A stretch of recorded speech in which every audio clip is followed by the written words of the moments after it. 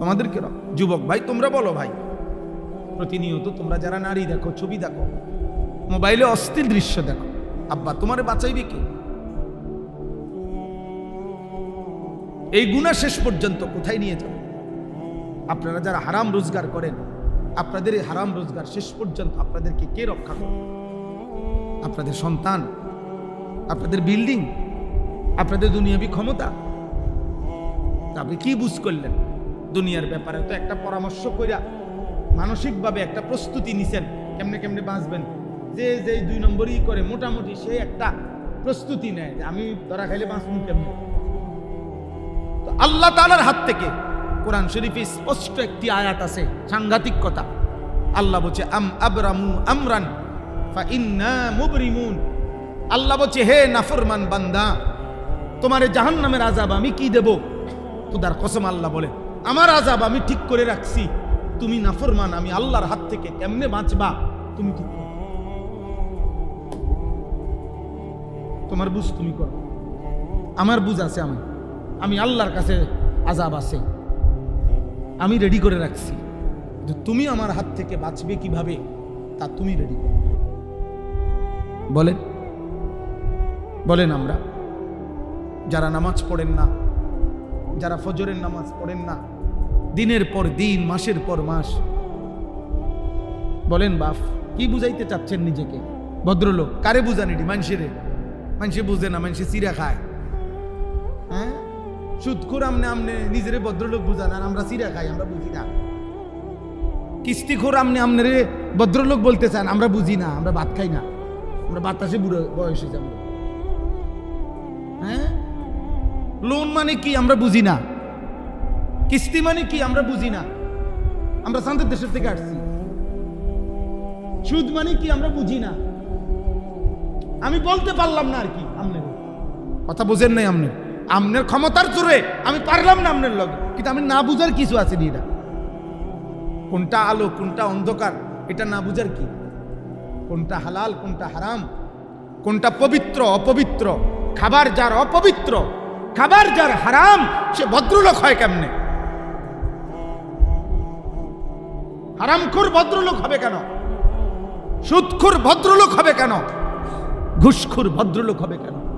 কোন নারী অর্ধ উলঙ্গ থাকা, তার শরীরের অঙ্গ প্রত্যঙ্গ বেপর্দা করা, এটা কালচার হইতে পারে না, এটা সভ্যতা হইতে পারে না, এটা সংস্কৃতি হইতে পারে না, এটা স্টাইল হইতে পারে না, এটা অসভ্যতা হইতে পারে, অসভ্যতা হইতে পারে। আর নয়তো তুমি কাগজে কলমে প্রমাণ করে দাও যে নিজের শরীরের কিছু অংশ প্রদর্শন করা, পর পুরুষকে দেখানো, এটা সংস্কৃতি, এটা কালচার, এটা সৌন্দর্য। কিভাবে সৌন্দর্য? কোন যুক্তিতে? কোন যুক্তিতে? পৃথিবীতে প্রাচীন কাল থেকে নারীর এই বেপর্দা জীবনকে আজীবন মানুষ ঘৃণার চোখে দেখছে। আপনি এটাকে এখন ভদ্রতার মুখোশ লাগাইলে হবে নাকি? কথা বলেন না? হ্যাঁ, আপনি নতুন করে এটার মধ্যে লেবেল দিয়ে দিলে হইব, নতুন আস্তর দিলে হবে নাকি? এই জন্য আমি আপনাদের কাছে আজকের এই মোবারক ইসলাহি মাহফিলে মনে করাইতে চাই, মনে করাই আমাদের জীবনের প্রথম ডিউটি গুনাহ ছাড়া।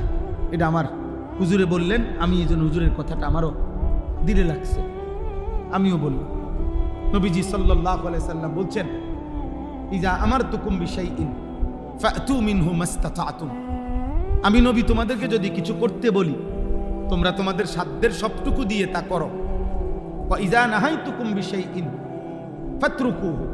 আর যদি আমি কিছু নিষেধ করি তা পুরাপুরি ছেড়ে দাও। এখানে গুরুত্বপূর্ণ কথা হচ্ছে, হাদিসের ব্যাখ্যায় আছে, আদেশের ক্ষেত্রে নবীজি বলছে সাধ্যটুকু দিয়ে করো, কিন্তু নিষেধের বেলায় বলছে শতভাগ বর্জন করো। কথা বুঝেন নাই?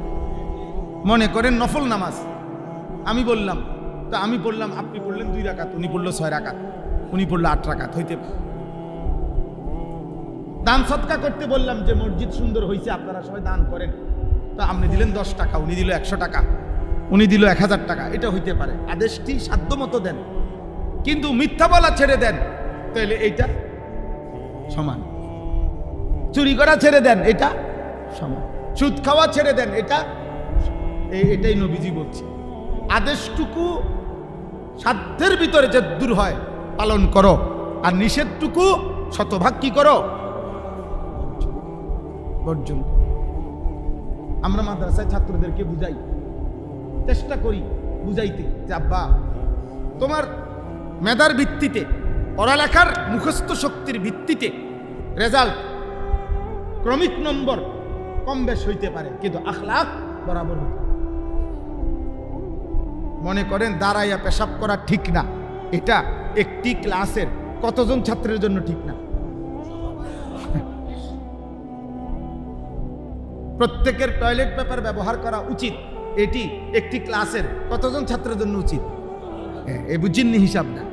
ক্রমিক নং ফলাফলের ক্রমিক ভিন্ন হইতে পারে, আপনার 1, তার 2, তার 3, তার 4, তার 5, তার 6, তার 7, 10, এই ক্রমিক নং হইতে পারে ভিন্ন পড়ালেখার, কিন্তু আখলাক বরাবর, আখলাক বরাবর, চরিত্র বরাবর হইতে হয়। এটাই সাহাবায়ে কেরামের মধ্যে আবু বকর সিদ্দিকের থেকে এরকম ধারাবাহিকতা আকপিস হইতে পারে, কিন্তু আখলাকের ক্ষেত্রে, ঈমানের ক্ষেত্রে, সিজদার ক্ষেত্রে, নামাজের ক্ষেত্রে ওনারা জিন্দেগিকে বরাবর বানাইছে। আল্লাহ তাআলা আমাদেরকে বুঝার তৌফিক দান করেন। আপনারা প্রত্যেকেই চেষ্টা করেন। আজকে আমি আর দেরি করব না, প্রত্যেকে আমরা চেষ্টা করি আজকের এই ইসলাহি মাহফিল মানেই হচ্ছে সংশোধনের মাহফিল, নিজেকে সংশোধন করা। এই মনে করেন মোবাইলটা আমার নষ্ট হয়ে গেছে, আমি মিস্ত্রির কাছে দিছি, এটা ঠিক করে দেন, মেরামত করা, এইটারে কয় ইসলাম। এই যে ইসলাহি মাহফিল মানে হলো মেরামত করা, সংশোধন, ঠিক করা। কোরআনুল কারীমের মধ্যে আছে হযরত শুআইব আলাইহিস সালাম ওনার জাতির লোকদেরকে বলতেন, ইন উরিদু ইল্লাল ইসলাহা মাস্তাতা'তু, হে আমার জাতি, দিবানিশি তোমাদেরকে আল্লাহর কথা বলে আমার উদ্দেশ্য একটাই, এই যে তোমাদেরকে গুনাহ ছাড়তে বলি, নেক আমল করতে বলি, উদ্দেশ্য কি? তিনি বলতেন উদ্দেশ্য হলো আর কিছুই নয়, ইল্লাল ইসলাহা, শুধুই তোমাদের ইসলাহ, সংশোধন। প্রত্যেক নবীর ফিকির ছিল উম্মতের ইসলাম, প্রত্যেক দাঈর ফিকির, আল্লাহর পথে যারা ডাকে তাদের ফিকির কি? আল্লাহর বান্দার কি? ইসলাহ। বলেন না কি? সংশোধন, জীবনটা সংশোধন। ইন্নামাল মুমিনুনা ইখওয়া ফাআসলিহু বাইনা আখাওয়াইকুম, আল্লাহ বলছে মুমিনগণ পরস্পর ভাই ভাই, অতএব ভাই ভাই একে অপরের ইসলাহ করে নাও। ফাআসলিহু, তোমরা ভাই ভাই ইসলাহ করে নাও, একজন অপরজনের ইসলাহ। আমার ফিকির আপনি করবেন, আপনার ফিকির আমি করব আখিরাতে। এটাই বন্ধুত্ব, এটাই ভ্রাতৃত্ব। এমন সকল বন্ধুত্ব, এমন সম্পর্ক কসম আল্লাহর কোরআনুল কারীমের মধ্যে আছে, যে সম্পর্কের ভিত্তি হবে তাকওয়া, যে সম্পর্কের ভিত্তি হবে গুনাহ থেকে ফেরানো, যে সম্পর্কের ভিত্তি হবে নেক কাজে উৎসাহিত করা। এমন সম্পর্ক স্বামী স্ত্রী, এমন সম্পর্কের বাপ ফুত, এমন সম্পর্কের দুই ভাই, এমন সম্পর্কের দুই বন্ধু, আল্লাহর কসম কিয়ামতের দিনও তারা এই সম্পর্ক ঠিক থাকবে। এই সম্পর্কের সূত্রেই হাসরের ময়দান থেকে হাত ধরাধরি করে একসাথে জান্নাতে ঢুকবে। অন্য সকল বন্ধুত্ব সম্পর্ক বিচ্ছিন্ন হয়ে যায়। আল আখিল্লাউ ইয়াউমাইদিন বা'দুহুম লিবা'দিন আদুউন ইল্লাল মুত্তাকিন, আল্লাহ বলছে সকল বন্ধুত্ব সেদিন একে অপরের শত্রু হবে কিয়ামতের দিন, ইল্লাল মুত্তাকিন, একমাত্র তাকওয়ার বন্ধুগণ ব্যতীত। গুনাহ থেকে বাঁচানোর জন্য যে বন্ধুত্ব ছিল, যে স্বামী প্রতিনিয়ত খেয়াল রাখছে স্ত্রীর আখিরাত, যেই স্ত্রী প্রতিনিয়ত খেয়াল রাখছে স্বামীর আখিরাত, খোদার কসম এমন স্বামী স্ত্রী একসাথে হাত ধরাধরি করে জান্নাতে ঢুকবে। নবীজি সাল্লাল্লাহু আলাইহি সাল্লাম বলেছেন, রাহিমাল্লাহু রাজুলান আইকাযা যাওজাহা, আল্লাহ ওই স্বামীর উপরে রহমত নাজিল করে যে তার স্ত্রীকে ফজরের নামাজের জন্য জাগিয়ে দেয়। ফাইন আবাত, নবীজি বলেন যদি উঠতে না চায় স্ত্রী, নাদাহা ফি ওয়াজহিহাল মা, তাহলে স্বামী তার স্ত্রীর চোখে মুখে পানির ছিটা দিয়ে দেয়, আল্লাহ তাআলা ওই স্বামীর উপরে রহমত নাজিল করে। এই হলো হাদিসের প্রথম অংশ, শেষ হয় নাই হাদিস। এরপরে হাদিসের দ্বিতীয় অংশ, ওয়া রাহিমাল্লাহু ইমরাআতান হাদিসের দ্বিতীয় অংশে নবীজি বলেন, এবং আল্লাহ তাআলা ওই স্ত্রীর উপরে রহমত নাজিল করে, আই কাজাত জাওজাহা, যে তার স্বামীকে ফজরের নামাজের জন্য জাগিয়ে দেয়। ফাইন আবা, যদি স্বামী বেচারা উঠতে না চায়, তো নাদাহাত ফি ওয়াজহিহিল মা, তাহলে স্ত্রী তার স্বামীর চোখে মুখে পানি দিয়ে দেয়, ফজরের জন্য উঠায়া দেয়। আল্লাহর কসম, নবী বলেন, এমন স্বামী স্ত্রীর উপরে আল্লাহ রহমত নাজিল করে। এই বন্ধুরা, এই সম্পর্ক কিয়ামতের দিনও থাকবে। এবং এই সম্পর্কে, ইয়া ইবাদি লা খাউফুন আলাইকুমুল ইয়াউমা ওয়ালা আনতুম তাহজানুন উদখুলুল জান্নাতা আনতুম ওয়া আজওয়াজুকুম তুহবারুন। সরাসরি কোরআনের আয়াত।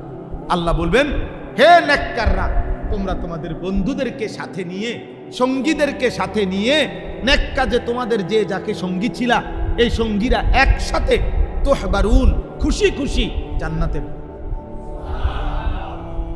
ইউতাফু আলাইহিম বিসিহাফিন মিন যাহাবিন ওয়া আকওয়াবিন মিন ফিদ্দা। ঢুকলেই দেখবা তোমাদের সামনে জান্নাতের মধ্যে ঢুকলেই স্বর্ণের থালা, রৌপ্যের গ্লাস তোমাদের সামনে ঘুরতেছে। ইউতাফু মানে তাওয়াফ করতেছে, ঘুরতেছে। তো জান্নাতি বান্দা বন্ধুদেরকে নিয়ে, এক বন্ধু আরেক বন্ধুর, কিরে দোস্ত, প্লেটও খালি, গ্লাসও খালি, হ্যাঁ, এটিতে গোরে শুধু। তো ফেরেশতা বলবে, আরে অপেক্ষায় তো আছি আপনার, আপনি অর্ডার করবেন, আপনার দিল কি চাচ্ছে আপনি বললেই সাথে সাথে রেডি হয়ে যাবে। ওয়ালাকুম ফিহা মা তাশতাহিহিল আনফুস ওয়া তালাযযুল আ'য়ুন। আর হে আল্লাহর বান্দা, আপনি যা অর্ডার করবেন তা এক্ষুনি আসবে, আর দেখলেই আপনার চোখ ঠান্ডা হয়ে যাবে। ওয়া তালাযযুল আ'য়ুন।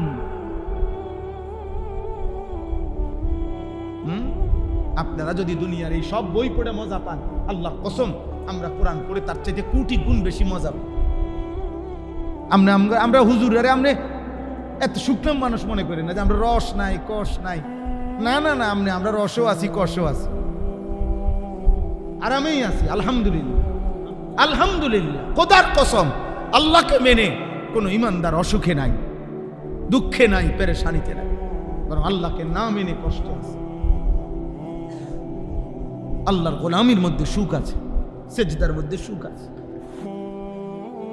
হযরত বড় পীর আব্দুল কাদের জিলানী রাহমাতুল্লাহ আলাইহি ওই জামানায়, বাগদাদের ওই জামানায় মুসলিম খলিফা ওনাকে বলছিল, হযরত, আপনার যেই মহল্লাটা, আপনার যে মনে করেন আপনার উপজেলাটা, তখনকার হিসেবে বলতেছি আর কি, আমি আপনাকে রাষ্ট্রীয়ভাবে বরাদ্দ দিয়ে দিলাম।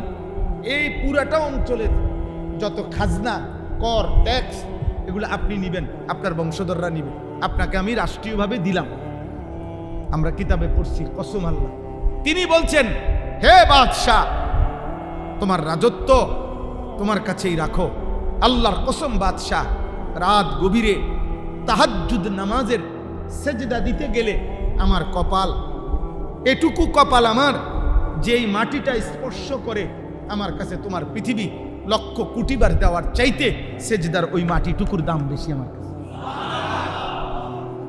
আমি গভীর রাতের সেজদার দিলে যে স্বাদ পাই, সুখ পাই, তৃপ্তি পাই, গোটা পৃথিবীর বিনিময়েও আমি তোমার এই সেজদার স্বাদ, ওইটুকু মাটির মহব্বত আমি হারাইতে চাই। যা বেটা, তোর দুনিয়া তুই নে, তোর বাদশাহী তুই নে বেটা। এই জন্য আপনাদের কাছে শুধু গল্প বলা মাকসাদ না, বক্তাগিরি দেখানো মাকসাদ না, আপনার দিল জাগানো। আপনি কেন ফজরের নামাজ পড়বেন না?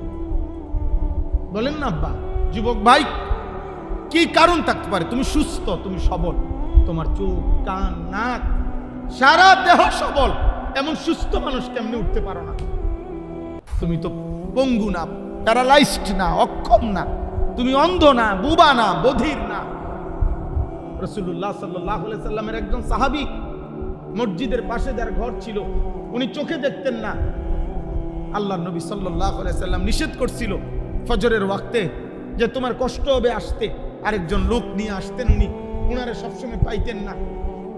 ওই সাহাবী মসজিদ থেকে ওনার ঘর পর্যন্ত রশি বান্ধিয়া নিচে, বান্ধাওয়াইয়া নিচে, ওই রশি ধরে ধরে ফজরের ওয়াক্তে মসজিদের জামাতে চলে আসতেন।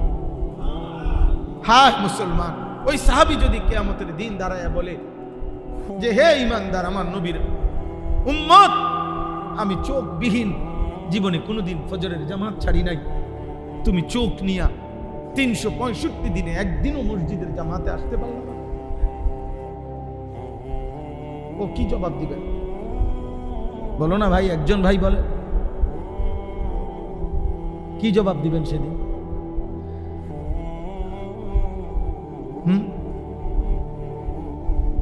জীবনটা অশ্লীলতা মুক্ত, গুনাহমুক্ত করা মুমিনের কাছে আল্লাহর চাওয়া, একজন মুসলমানের কাছে আল্লাহ তাআলার প্রথম চাওয়া। এক মুসলমানের প্রথম জিম্মাদারি তারকুল মুনকারাত, গুনাহ ছাড়া। দ্বিতীয় জিম্মাদারি ফি'লুল খায়রাত, আদেশগুলো পালন করা। গুনাহ বর্জন হলো প্রথম দায়িত্ব, দ্বিতীয় দায়িত্ব হলো আদেশ পালন। প্রথমত গুনাহ বর্জন, দ্বিতীয়ত আদেশ পালন। আরবি ভাষায় বলে দাফউল মুদাররাতে মুকদ্দামুন আলা জালবিল মানফা, এটা আরবি প্রবাদ। অর্থ হলো উপকার আনয়ন করা তার চাইতে অগ্রে ক্ষতি দূর করা। আগে হলো কি দূর করা? ক্ষতি দূর করা, এরপরে হলো উপকার আনয়ন করা। আপনি সহজ বাংলায় বুঝবেন, এই যে মনে করেন এই জানালার গ্রিল, এটা যদি পুরান হয়, ঝংকার ধরে নেন, এখন এটাকে আবার নতুন করে রং লাগানো উচিত। এখন কি করণীয়? প্রথমে রং লাগাবে, এরপরে শিরিষ কাগজ দিয়া ঝংকার ফেলবে। আগে শিরিষ কাগজ দিয়ে কি করবে? তাহলে আগে ক্ষতি সরাইতে হয়। এই গ্রিলের জন্য, লোহাটার জন্য ক্ষতিকর যেটা, এটা আগে কি করতে হয়? এরপরে রং লাগাইতে হয়, এরপরে উপকারটা দিতে হয়। এটারে বলে আর কি, আগে ক্ষতি সরাও, এরপরে উপকার আনো। আমরা বাংলা ভাষা আরো সহজ বাংলায় বলে বুঝার জন্য যে ভিক্ষা থাক কুত্তা সামলা, উযবু বিল কালব, অর্থাৎ ভিক্ষুক বাড়ির দরজায় আসছে চাউলের জন্য, ভিক্ষার জন্য। ঠিক এই সময় বাড়িওয়ালার কুকুর মারাত্মকভাবে ঘেউ ঘেউ করতেছে, যে কোনো মুহূর্তে আক্রমণ করবে। এই ভিক্ষুকের চাওয়া হলো বাড়িওয়ালার কাছে, ভাই আমার চাউলের দরকার নেই, আমার উপকার লাগতো না, আমি কি সরান? কুত্তা সরান, ওইটাতে তো আমার কামড় না, আমার চাল লাগবে না। এইটারে বলে আর কি যে ভিক্ষা থাক কুত্তা সামলা। আগে কুকুর সামলাও, ক্ষতি সরাও, আমার ক্ষতি যাতে না হয়, আমার উপকার করতে পারে। আর আজ আমরা এই সামান্য কিছু টুকটাক উপকার, ছেলেটা একটা ঘর হইলে ভালোভাবে থাকতে পারবে, এসি হইলে একটু আরাম পাবে, ফ্রিজ হইলে ঠান্ডা পাবে, এই একটু সামান্য সুখের দুনিয়াবি উপকরণ, এটুকুর ইন্তজাম আমরা করে দিচ্ছি ওই মানুষটার জন্য, অথচ তার আখলাক, চরিত্র, জিন্দেগি নষ্ট হয়ে যাচ্ছে। আর উনি ওনার বাহ্যিক কিছু একেবারে সস্তা, একেবারে নাথিং কিছু জিনিসের নিয়ে ওনার হায়াত শেষ করে দিতেছে।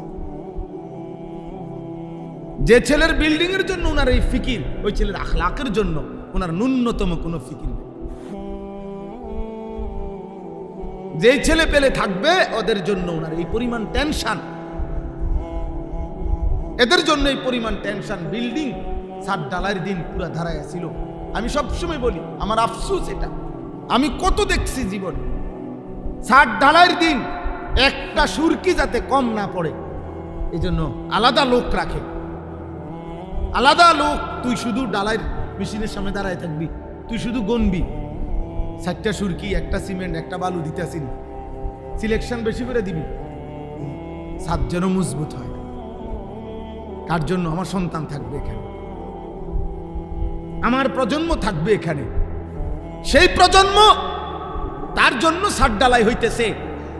যেই সন্তান গত 365 দিনে, খোদার 1 বছরে কোনোদিন ফজরের নামাজ পড়ে নাই, এমন মানুষরূপী জানোয়ারের জন্য বিল্ডিং এর ছাদ ঢালাই হইতে আছে। ওইটা পুরাটা জানোয়ার বেটা, ওইটা আস্তা জানোয়ার বেটা, যার কপালে সেজদা নাই, ওই জিন্দিগি জানোয়ারের জিন্দিগি, ওই জীবন পশুর জীবন, ওই জীবন মানুষের জীবন। কপাল যার মালিকের সামনে নয় না, তার চাইতে বড় বেয়াদব আসমানের নিচে জমিনের উপরে আর কেউ হয়।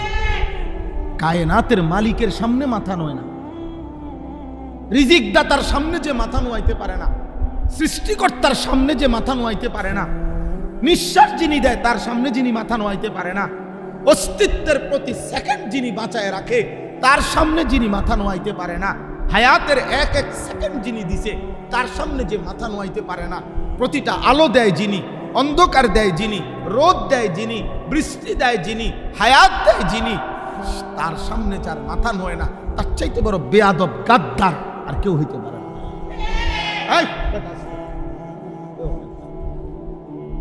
আস্তে কথা বলো, চিল্লাও কেন? বোকা ছেলে, চুপ থাকো, একদম চুপ থাকো। ঠিক আছে, বোঝা যায় সে একটু অসুস্থ। বুঝেন নাই আমার? আপনি নাহলে প্রতিবাদ করেন, আমি উঠে যাই, অসুবিধা নেই। আপনার হিম্মত থাকলে প্রতিবাদ করেন এবং প্রতিবাদের উপরে যুক্তি দেন।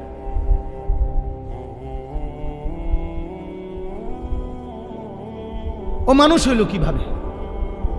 এই সন্তান কি শিক্ষিত? ওরে কি শিখাইলাম আমরা? আমাদের ভাত কম হইতে পারে আব্বা, আমরা মাদ্রাসায় পড়ছি, আমাদের দুনিয়াবি অর্থবিত্ত কম হইতে পারে, আমগো ইমাম সাহেবের বেতন কম হইতে পারে, আমগো মুয়াজ্জিনের বেতন কম হইতে পারে। আমরা আল্লাহ ভুলি নাই, সেজদা ভুলি নাই। আপনি মাসে 2 লাখ টাকা ইনকাম করেও আপনার কপালে একটা সেজদা দিতে পারেন না, আর আমার মালিকের গোলাম মাত্র 10,000 টাকা মসজিদে বেতন নিয়েও খোদার 30 দিন জামাতের সাথে সবার আগে সেজদা দেয়। এ কৃতজ্ঞ বান্দার চিহ্ন, এ শাকের অনুগত বান্দার চিহ্ন। এটা ব্যর্থতা না, এটা সফলতা যে সে তার মনিব চিনে, সে তার বানানেওয়ালা চিনে।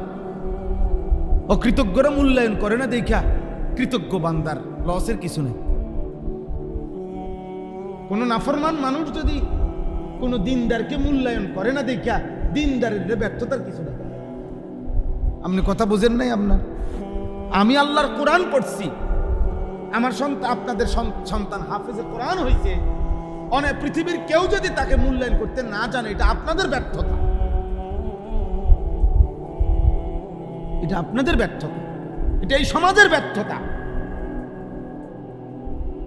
এটা কোরআনের ব্যর্থতাও না, হুজুরেরও ব্যর্থতা না। এটা সে তার রবের শ্রেষ্ঠ কালাম শিখে নিছে, আর সে অপেক্ষা করছে উপযুক্ত বিনিময় সে হাসরের ময়দান থেকে নেবে। তাকে আল্লাহ বলছে, বান্দা আমি তোমাকে এখানে পূর্ণ বিনিময় দেব না, তা আমারে কই থেকে দিবেন আপনি? কথা বোঝেন নাই? সেজদার বিনিময় এখানে না ওইখানে, কোরআনের বিনিময় এখানে না ওইখানে, আল্লাহর গোলামির বিনিময় এখানে না ওইখানে, ইবাদতের বিনিময় এখানে না ওইখানে, রোজার বিনিময় এখানে না ওইখানে। তো যিনি যার জন্য করছি তিনি বললেন আমি ওইখানে দেব, তা আমি আনতে কোত্থেকে আনতাম? আমি এটা আনবো কোত্থেকে আব্বা বলেন না আমারে? এরপরেও যে মালিক বলছে সব ওইখানে দিব, এরপরেও যে কমপক্ষে খোরাকি চালাইতে আছে, ভাত দুগা খাওয়ায়, এটা শুকরিয়া। চুক্তিওয়ালা কাম কিরকম? চুক্তিওয়ালা কাম করে কেমনে? সিস্টেম কি? যে আপনি প্রতিদিন স্ত্রী যতজন নিয়ে আসেন, চুক্তির কামের সিস্টেম হলো যে এখন ডেইলি একটা হাজিরা নিয়ে যাবে, জনপ্রতি 600 টাকা করে হাজিরা, আর ছাদ ডালাই হইলে স্কোয়ার ফিট মাইকটা, বাকি যত আসে যত টাকা চুক্তি হয়েছে 220 টাকা করে চুক্তি, কথার কথায়। তো এরপরে বাকি যা তা একসাথে কি করে দেব? হিসাব করে দেব, পেমেন্ট করে দেব, এটা না নিয়ম। আগে অঞ্চলে প্রতিদিন দেয় কি? রোজ, মানে খোরাকি, ডেইলি একটা খোরাকি দেয়, রোজ দিয়া যায়। আর ওই কাম শেষ হইলে পুরায়া মাইপা ছাদ যত স্কোয়ার ফিট আসছে অত স্কোয়ার ফিটে চুক্তি হয়েছে যত আপনার সাথে, আমি একটা উদাহরণ দিলাম আর কি, তো ওইটা গুন্না ফুল পেমেন্ট দেয়। আর শাজিমের মালিক বলছে, আল্লাহ বলছে বান্দা সেজদা দাও, বন্দিগি করো, নামাজ পড়ো, গোলামি করো, হালাল হারাম মেনে চলো, আপাতত দুনিয়ায় খোরাকি নাও, রোজ নাও, হাসরের ময়দানে আসলে পুরা হিসাব করে আমি আল্লাহ তাআলা জান্নাতে বুঝায় দেব তোমার 100 বুঝায় দেবে 100 ইয়ারিফুনাহা আররাফাহা লাহুম অর্থ হইল কোরআনুল কারীমে আল্লাহ বলছে আমি আমার বান্দাকে জান্নাতের সমস্ত নিয়ামত দুনিয়ার কোনটার বিনিময়ে কতটুকু আমি একটা একটা করে দেখাইয়া দেব চিনাইয়া দেব বলে দেব ফেরেশতা বলে দেবে যে ভাইজান 2026 সালের মে মাসের 13 তারিখ রোজ বুধবার রাত 11:45 আপনি একবার সুবহানাল্লাহ পড়েছিলেন এর বিনিময়ে যেই পুরস্কারটি জান্নাতে আপনার জন্য বরাদ্দ হয়েছে এটা বুঝে নেন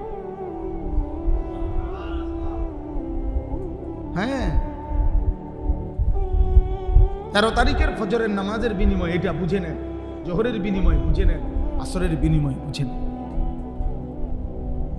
এভাবে আল্লাহ তাআলা বলছে আররাফাহা আমি চিনায় দেব আমার বান্দা নেয়ামত কতটুকুর বিনিময়ে কতটুকু দিচ্ছি তো যে মালিকের জন্য করছি আমার কোম্পানি বলছে আমারে পরে দিব তা আমি আমনে রং দিবেন করতে আমার কোম্পানি আমারে বলছে পরে দিব আমি এটা মাই নেই তো কাম করি তা আমি অন কারাগারি করলে হবে না এখন আমি কারাগারি করলে লাভ নেই আমি তো এটা মাই নেই কি করি চেষ্টা করি আমি এটা মাই নেই তো ছোটবেলায় মক্তবে পড়ছি আমি এটা মাই নেই তো ছোটবেলা থেকে মাদ্রাসায় পড়ছি আমি যে কোম্পানি চাকরি নিছি ওই কোম্পানি বলছে আমার পরে দিব আপাতত শুধু রোজ দিয়ে গেছে খোরাকি দিয়ে যায় তো আমার কোম্পানির সাথে যেমনি কথা আমি এমনি মানতে হবে না তো আমার আল্লাহ তো আমার বলছে পরে দিব বাকিটা পূর্ণ দিব আল্লাহ তাআলা আমাদেরকে বুঝ দান করে আমার ভাই আমি আপনাদের কাছে এটাই বলতে চাই ইসলাহি মাহফিল মানে জিন্দেগি পরিবর্তন জীবনটা বদলানো দরকার আলহামদুলিল্লাহ এখানে অনেক নওজোয়ান ভাই আছে বয়স্ক বাবা আছে শহরের মানুষ আপনারা বুঝবান মানুষ আপনারা ভাবতে শিখেন 1000 বছরও ফেরিওয়ালা মাল বদলায় না ফেরিওয়ালা তার পণ্য শুধু ঘোষণা দেয় আমরা আরো 1000 বছরও যদি বলার সুযোগ হয় মাল বদলাবো না ফেরিওয়ালা মাল বদলায় না ফেরিওয়ালা কালকে চাইল বেচে আজকে ডাইল বেচে না যেই ফেরিওয়ালা যেই পণ্য বেচে প্রতিদিন সে একই পণ্য ফেরি করে শুধু গল্লি বদলাইছে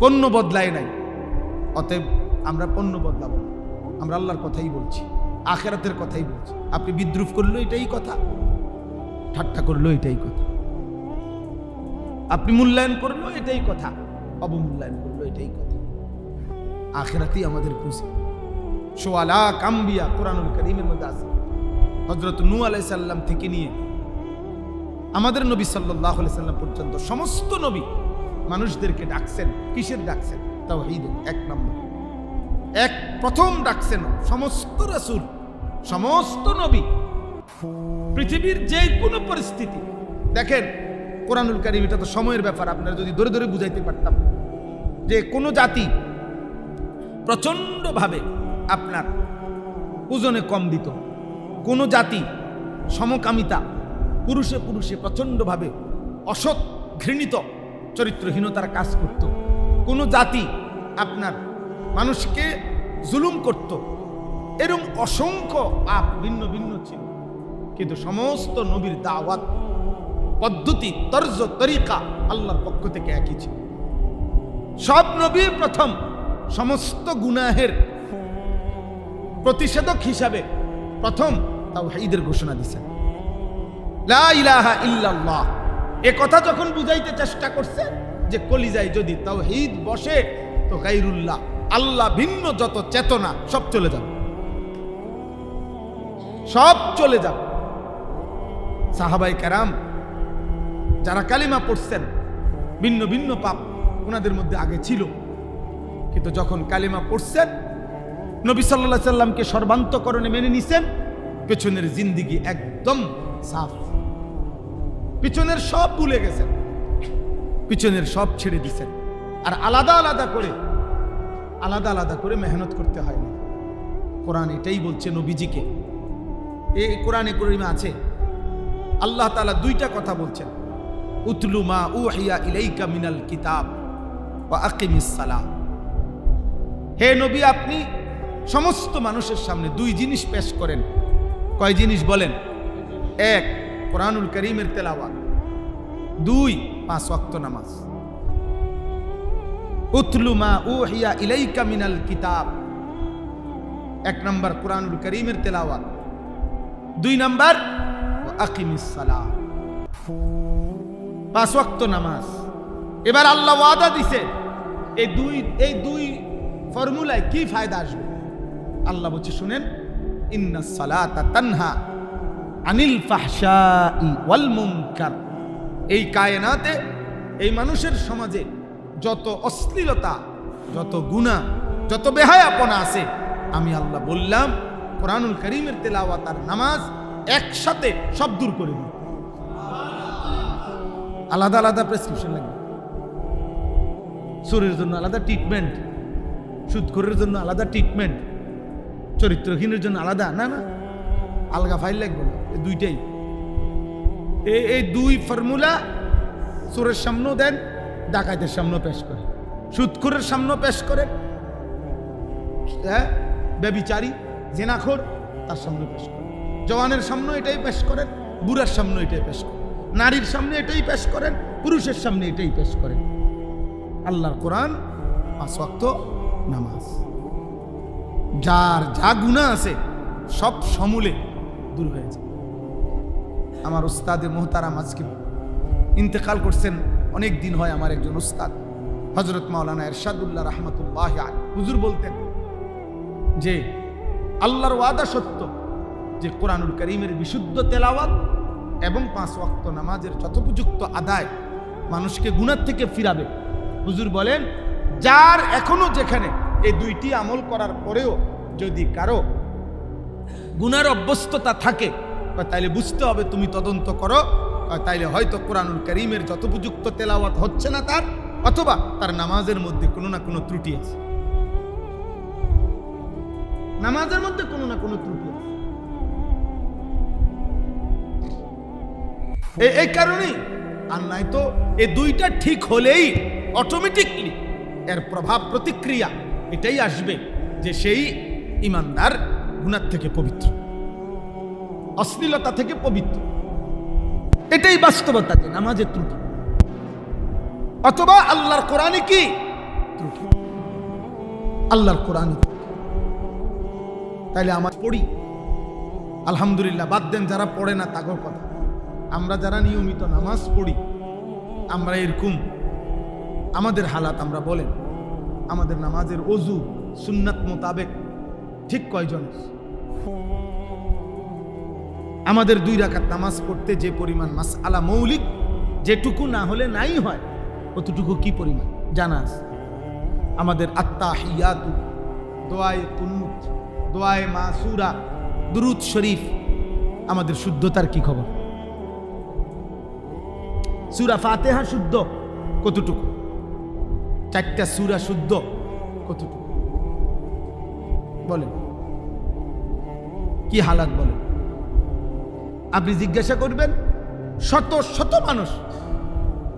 শত মানুষ বলবে, হুজুর ওয়াজ প্রয়োজনে আরো 10 ঘন্টা করেন, কিন্তু এরকম ব্যক্তি বিশেষ করে আপনি এই ইন্টারভিউ লইতেন যাইয়েন না, ফেজাল লাগাইয়েন না, এই গ্যাঞ্জাম লাগাইয়েন না, আপনি ওয়াজের দরকার, ওয়াজ করে।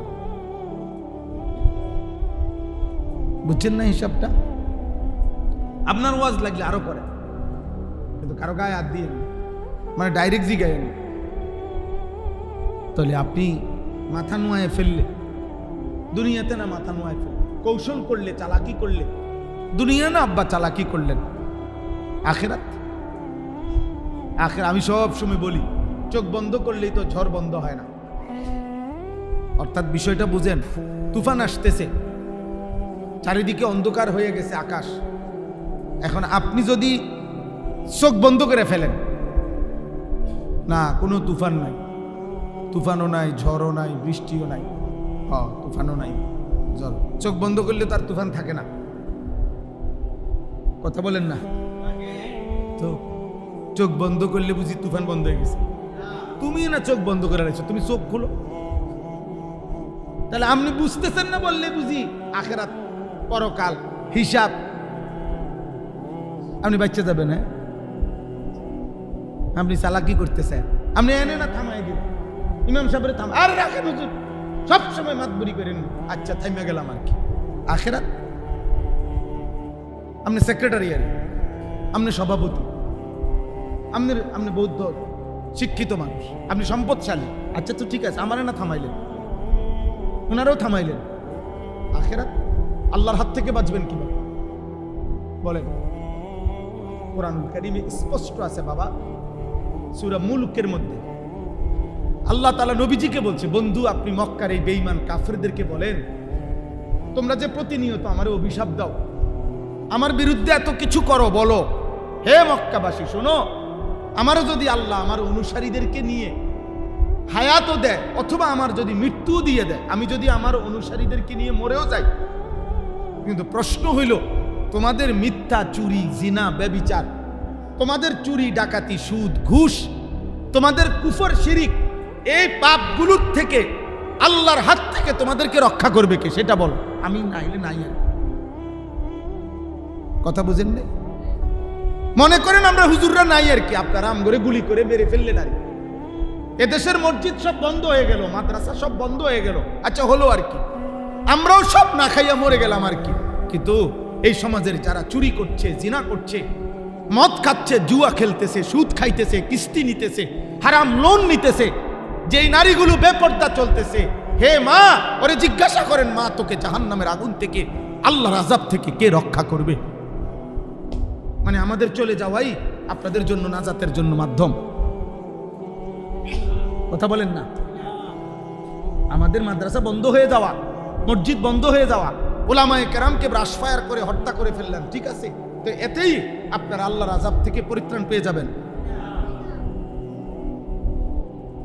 তো আমি বাঁচলেই আপনার কি, আমি মরলেই বা আপনার কি, আমার মৃত্যুর সাথে আপনার কি? আপনার বাঁচা আপনি কেমনি কোনো হেটানা করেন? কুল আরাআইতুম ইন আহলাকানি আল্লাহু ওয়া মান মাইয়া আও রাহিমানা ফামান ইউজিরুল কাফিরিনা মিন আযাবিন আলীম।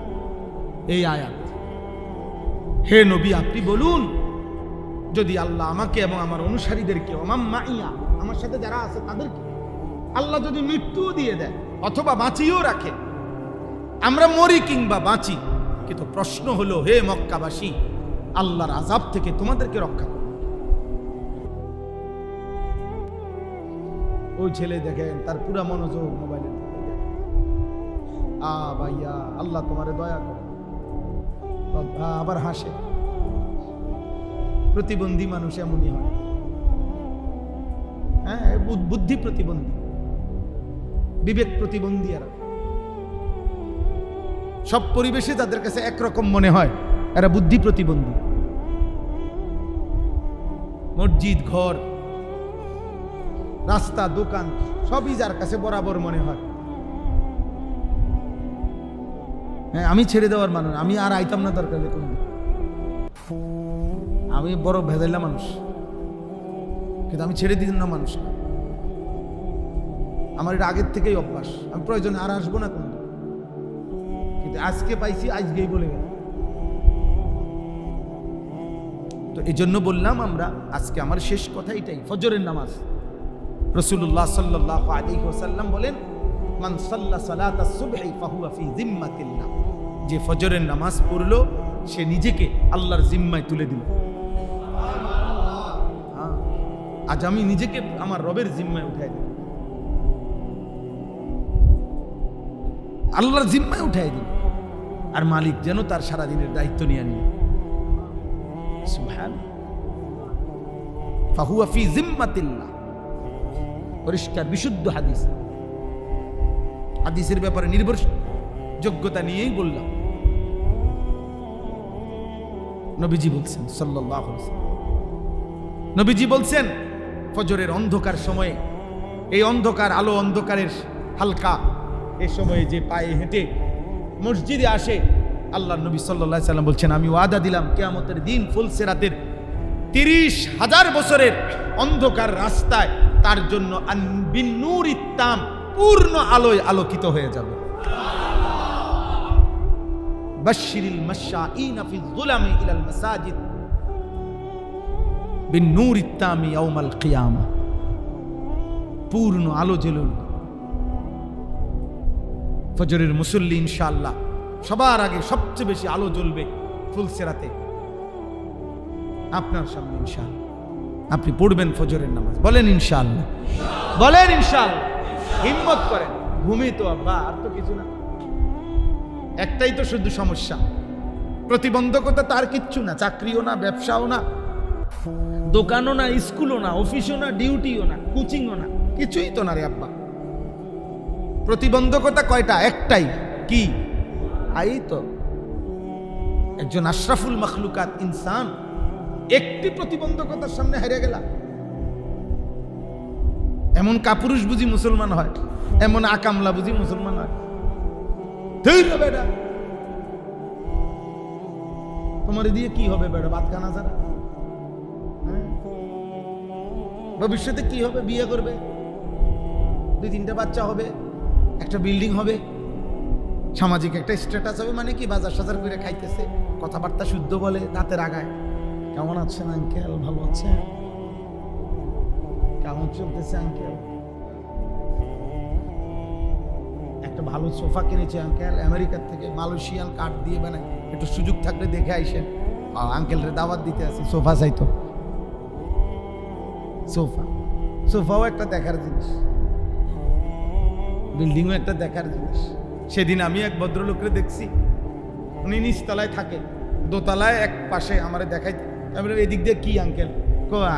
হুজুর কিছু মনে করবেন, আমি কয়টা ছাগল পালি, এগুলো এদিক দিয়ে। ওই দোতলায় ছাগল পালে, মানুষ নিচে থাকে। জি জি জি, মসজিদে বইয়া বেহুদা কথা কই। তো বিল্ডিং এর দোতলায়, হ্যাঁ আঙ্কেল ছাগল পালে। তা বিল্ডিং কোনো আশ্চর্য কিছু নেই, এটার মধ্যে ছাগল তো। 1 কোটি টাকা দামের প্রাইভেট কারে ইউরোপে ছাগলের ঘাস টানে না? আপনি জাপানে আমাদের এই সমস্ত প্রাইভেট কার যেগুলা, এই আমাদের যেগুলো আমরা শোরুম থেকে কিনছি, আমার গাড়ি এটা একেবারে শোরুমের আব্বার থেকে কিনলেও এরপরও এখানে মাইলেজ লেখা থাকে, কমপক্ষে 25,000 20,000 কিলো চলছে। মানে হেরা একটু একটেক করে কয় দিয়ে চালাই গিয়ে হালাই দাও খালি। ইডি আমরা দেশে ইনটেক মাতবুরি আমরা দেখাই। কি এর মাতবুরি বেটা? নতুন গাড়ি, কিসের নতুন গাড়ি? এই যে এনে দিয়ে 26,000 কিলো চলা হালাই দিছে। আমি কিনছি গাড়ি, ব্যাপারটা তো কইছে আমার এটা নতুন গাড়ি। তো নতুন গাড়ির মধ্যে এটা লেখা আসে কেন? এটার হিসাব আসলো কেন? এটা একটা ডাইরেক্ট কাগজপত্রের মধ্যে, আপনার জাপানি যে কাগজ দিছে আমারে, ওইখানে মধ্যে লেখা আছে কত মাইলেজ চলছে। বুঝেন না? তো কিছু এইটা হলো, ওরা এই সমস্ত গাড়ির মধ্যে ছাগলের ঘাস টানে। আমার একজন ঘনিষ্ঠ লোক আছে, অস্ট্রেলিয়া থাকে। আমি আরো আগেও বলছি এই কথাটা। ওনারে আমি একদিন জিজ্ঞাসা করছি, আপনি অস্ট্রেলিয়া কি করেন? কয় হুজুর আমি হেলিকপ্টার দিয়ে সার দিই। সার দেয় হেলিকপ্টার দিয়ে। কি দেয়? তো আমরা বাংলাদেশে হেলিকপ্টার দিয়ে সার দিব কোন বছর? আমরা অটোই দিই, শেষে না। তাহলে দুনিয়া কোন দিন হবে আব্বা? কি আহামরি দুনিয়া কি হবে? মুমিনের জন্য আপনাদের আমাদের সবার বিল্ডিং যেদিন 10 তলা শেষ হয়ে যাবে, সেদিন ইউরোপ আমেরিকায় শুনবেন 100 তলার গুলো পুরান ভবন। পুরান ভবন। এই জন্য চলেন আমরা ফজরের নামাজ পড়ব ইনশাআল্লাহ। হযরত আব্দুল্লাহ ইবনে ওমর রাদিয়াল্লাহু তাআলা আনহুমা বলেন, ইজা ফাকাদনাল ইনসানা ফি সালাতিল ফজর আসানা বিহি যন। নবীজির জামানায় আমরা কোন মুসলমানকে যদি আমরা ফজরের নামাজে অনুপস্থিত দেখতাম, আল্লাহর কসম তিনি বলেন আমরা তাকে 2টি বিষয় ধারণা করতাম তার ব্যাপারে, হয় তিনি অসুস্থ, নয় তিনি মুনাফিক। কসম খোদার, এটাই কিতাবে আছে। আমরা যাকে ফজরের নামাজে মসজিদের জামাতে অনুপস্থিত দেখতাম, আমরা তার ব্যাপারে ভাবতাম হয়তো সে কি রোগাক্রান্ত, অথবা কি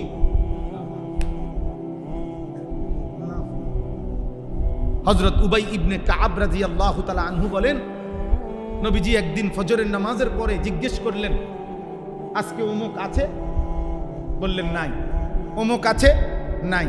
দুইজন ব্যক্তির ব্যাপারে জিজ্ঞেস করলেন।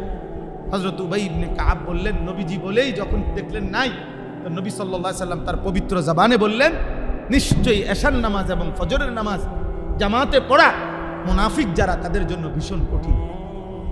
তাহলে ওই মানুষদের ব্যাপারে কি ধারণা করছেন? কথা বলে না, ওদেরকে অনুপস্থিতির কথা জিজ্ঞাসা করেই এরপরে এই কথাটা বলার অর্থ কি? এদের ব্যাপারে কি ধারণা করছেন বলেন না? বলে বুখারীর হাদিস, মুসলিম শরীফের হাদিস, মুত্তাফাকুন আলাই হাদিস, নবীজি বলছেন, ইন্না আসকালা সালাতিন আলাল মুনাফিকিন সালাতুল ইশা ওয়া সালাতুল ফজর। নিশ্চয়ই মুনাফিকদের জন্য দুইটি নামাজ কঠিন, এশার নামাজ এবং ফজরের নামাজ। এই জন্য বলেন পড়বো ইনশাআল্লাহ। আপনাদের এই মসজিদ দেখে অনেক ভালো লাগছে, অনেক ভালো লাগছে। বাস্তবে আসলে এই কারণে বলছি, এমন সুন্দর মসজিদ, বিশ্বাস করেন এই কলিজা দিয়া বলতেছি, এটা যদি ফজরের মুসল্লি ভরে যায় কত না সুন্দর হবে। যে মসজিদ কমিটি এত সুন্দর মসজিদ করলেন, আপনাদের হাত জোর করে অনুরোধ, আপনারা আরেকবার বসেন নতুন মিটিংয়ে, ফজরের মুসল্লি বাড়াবো। আপনারা ফিকির করলে যদি মসজিদ এত সুন্দর হয়, আপনারা ফিকির করলে মুসল্লিও বাড়বে। দোস্ত আমার, বন্ধু আমার, সাথী আমার, প্রিয় ভাই আমার, তোমরা কয়েকজন যুবক নিয়ত করো, ফিকির করো, প্রস্তুতি নাও, এক বন্ধু আরেক বন্ধুকে ফজরের জন্য ডাকো, কথা বলো, প্রত্যেকে একজনের দায়িত্ব নেন। একবারে সহজ, একজন সিদ্ধান্ত নিবেন, আমি আমার একজন মানুষের সাথে আমি লিয়াজু সম্পর্ক করলাম, ভাইয়া তুমি আগে উঠলে আমারে কল দিবা, আমি আগে উঠলে তোমারে কল দেব। দুই বন্ধু মিলে আমরা একজন আরেকজনকে ফজরের জন্য ডাকবো। শুধু একজনের দায়িত্ব নিলে সম্ভব হবে না। কথা বলেন না কেন? সম্ভব হবে কিনা ভাই বলেন না? একজন আপনি ওনারে ডাকেন, আমি ওনারে ডাকি, আমরা দুইজনে মিলে মিশে, আমরা দুইজন ডাকলে চারজন হবে, চারজন ডাকলে আটজন হবে। আমি আলহামদুলিল্লাহ সারা বাংলাদেশে এই কাজ করি। আমার শায়েখ আল্লামা মুফতি মুশতাকুন নবী কাসেমি, আমার হুজুরের অনুমতিতে আমি ফজর ক্যাম্পেইনের কাজ করি। প্রতিদিন প্রতি বয়ানে কিছু সময় ফজরের নামাজের কথা বলি, কম বেশি চেষ্টা। ফজরের নামাজ মুমিনের নামাজ, ফজরের নামাজ পার্থক্যের নামাজ। ফজরের নামাজের সময় পার্থক্য হয় মুমিন এবং মুনাফিক। আশ্চর্য হবেন, কিতাবে আছে আব্বা, যে ফজরের সময়ের বাতাস, এই ভোরের ফজরের ওয়াক্তের বাতাস, খোদার কসম মুনাফিক মুক্ত বাতাস। ফজরের বাতাসে মুনাফিকের খাওয়া লাগে না। মুনাফিক তো ঘুমায়, মুনাফিক বেঈমান, মুশরিক ঘুমায়, জেগে আছে শুধু কে? ঈমানদার। ফজরের বাতাসে শুধু ঈমানদারের নিঃশ্বাস। ফজরের বাতাস পবিত্র বাতাস, ভোরের বাতাস, কারণ এই বাতাস শুধুই ঈমানদারের নিঃশ্বাস গ্রহণ করে। সেজদাও আল্লাহ তৌফিক দান করেন, হিম্মত করেন ইনশাআল্লাহ। যুবক ভাই তোমরা সবাই হিম্মত করো, পারবা ইনশাআল্লাহ। নওজোয়ান না পারলে পারবে কে? যুবক হারলে দুনিয়া হেরে যাবে। এক এক নওজোয়ানের পুরা শক্তি আমরা খেয়াল করলে, একটা অ্যালার্ম ঘড়ি কিনেন, একটা অ্যালার্ম ঘড়ির দাম কত? 300, 350 টাকা, 250 টাকা। ওইটা দিয়ে আপনি অ্যালার্ম দেন। দুইটা অ্যালার্ম ঘড়ি কিনেন, একটা বালিশের কাছে রাখেন, একটা একটু উপরে রাখেন। এটা যদি ঘুমের কাতরতার কারণে বন্ধ করে দেন, ওইটা তো বাঁচবে। এটা এতটুকু দূরত্বে রাখেন যেন উড়ন লাগে।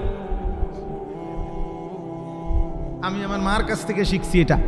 আমার আম্মা, আমাদের বাসা তো এখানেই ছিল, কুমিল্লা শহরের ঠাকুরপাড়া বড় মসজিদের ইমাম সাহেবের ছেলে আমি। আমার আব্বা কুমিল্লা শহরে ঠাকুরপাড়া বড় মসজিদে, মানে একটা স্কুল আছে, প্রাইমারি স্কুল। আব্বা 43 বছর এই মসজিদে ইমামতি করছে, এক টানা, এক মসজিদ। আমার আব্বা, আমি ওনার ছেলে। ও প্রাইমারি স্কুলের ছাত্র, আমি ছিলাম এই ঠাকুরপাড়া। তো আমার পরিচিত এলাকা, আপনাদের এই সব এলাকা। তো এই মারে দেখতাম, আমার আম্মা, আমরা 5 ভাই 3 বোন, 8 জন ভাই বোন ছিলাম।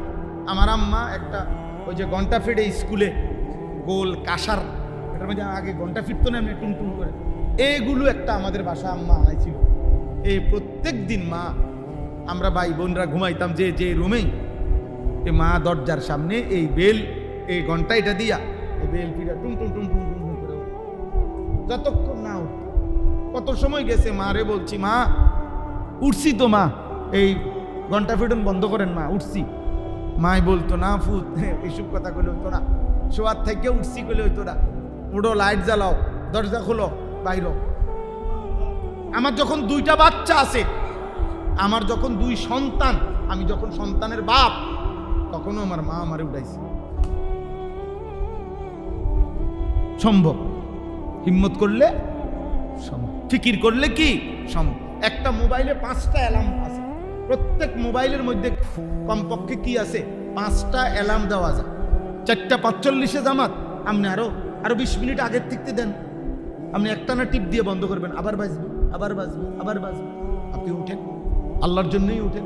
4 রাকাত নামাজ মাত্র, 8টা সেজদা, অল্প সময়, অনেক দাম। তাহলে পড়বো কখন? এখন থেকে। বলেন ইনশাআল্লাহ, বলেন ইনশাআল্লাহ। আমার একটা স্লোগান আছে, হয়তো এখন নয়তো কখনো না। মানে হয় বলতে হবে এখন, আর নয়তো তোমার মতো আকামলারা দিয়ে কোনো সময় তো না। বুঝেন না কথাটা? হয়তো এখন নয়তো কখনো না। বলেন কখন? বলেন কখন? ইনশাআল্লাহ, ইনশাআল্লাহ। আল্লাহ তাআলা সবাইকে হিম্মত দান করেন। শেষ কথা হলো, ফজরের নামাজ বিজয়ের নামাজ। ফজরের নামাজ, মাহাদির সৈনিক যারা হবে তারা ফজরের নামাজে পড়েই মাহাদি এবং ঈসা নবী শেষ দাজ্জালের বিরুদ্ধে যুদ্ধ করবে এবং বিশ্বময় দাজ্জালকে হত্যা করে, সমস্ত বেঈমানদেরকে হত্যা করে ফজরের মুসল্লিদেরকে নিয়ে মাহাদি এবং ঈসা, আল্লাহর কসম, বিশ্বময় ইমানের পতাকা, কালেমার পতাকা, বিজয়ের পতাকা উড়াবে। এবং সেই কাফেলা হবেই হবে আব্বা, এ তোমার নবীর বাণী। দেখার বিষয় হলো তুমি সেই কাফেলায় থাকবে কিনা, অথবা তোমার পরবর্তী প্রজন্ম থাকবে। কাফেলা তো হবেই, মাহাদির কাফেলা তো হবেই। দাজ্জালের বিরুদ্ধে মুমিন তো লড়বেই, লড়বে না? কেউ না কেউ লড়বে। দোয়া করেন যে আল্লাহ যেন আমাকে তৌফিক দেয়, আমার প্রজন্মকে, আমাদের জেনারেশনকে আল্লাহ তাআলা যেন ঈমান আমলের জীবন দান করে। আল্লাহ তাআলা আজকের এই মাহফিল, ও ছেলে, তোমার নাম কি রে আব্বা? সাফিদ।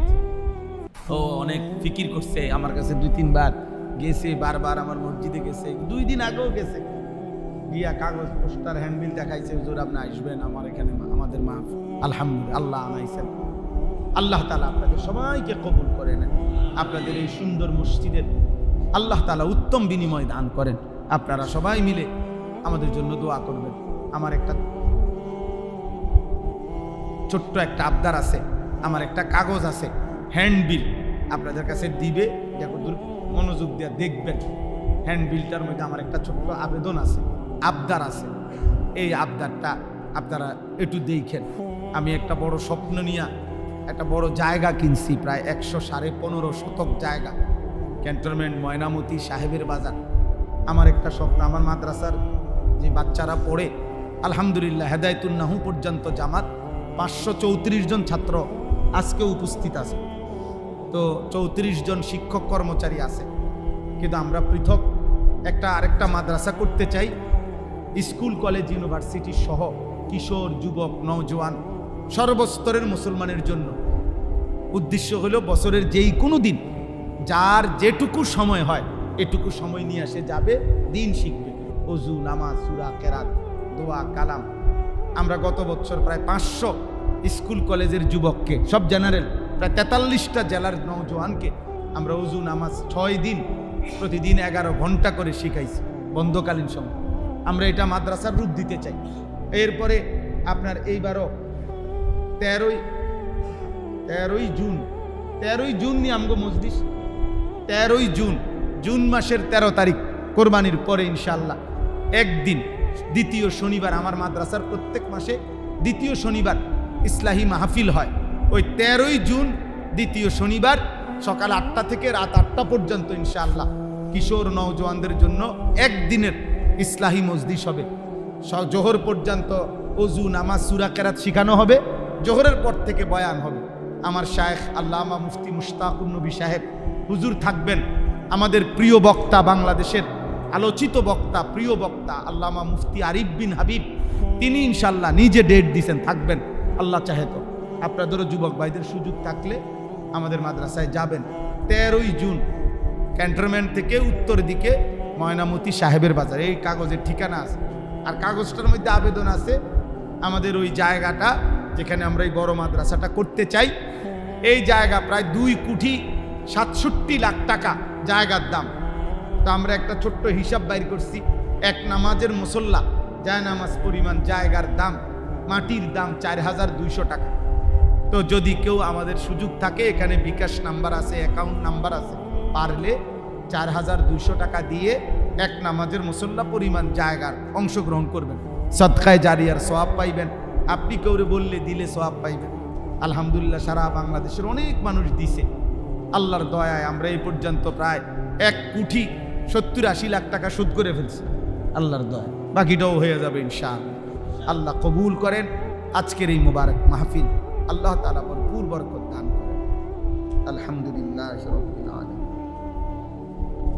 اللهم أنت السلام منك السلام تباركت يا ذا الجلال والإكرام يا أرحم الراحمين يا أرحم الراحمين يا أرحم الراحمين ربنا ظلمنا أنفسنا وإن لم تغفر لنا وترحمنا لنكونن من الخاسرين ربنا آتنا في الدنيا حسنة وفي الآخرة حسنة وقنا عذاب النار ربنا وآتنا ما وعدتنا على رسلك ولا تخزنا يوم القيامة إنك لا تخلف الميعاد ربنا اصرف عنا عذاب جهنم إن عذابها كان غراما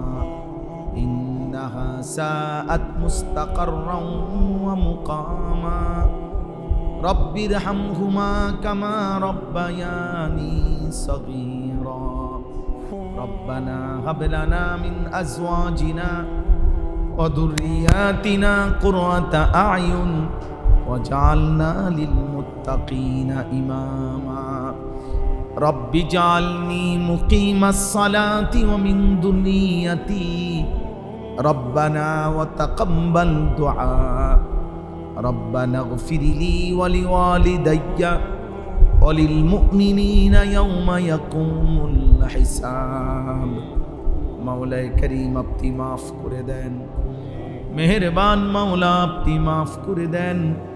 রাত অনেক গভীর মাওলা, আপনার ঘরেই বসেছিলাম মাওলা, আপনার কথাই শুনতেছিলাম মাওলা, মদিনার বন্ধুর কথাই শুনছিলাম।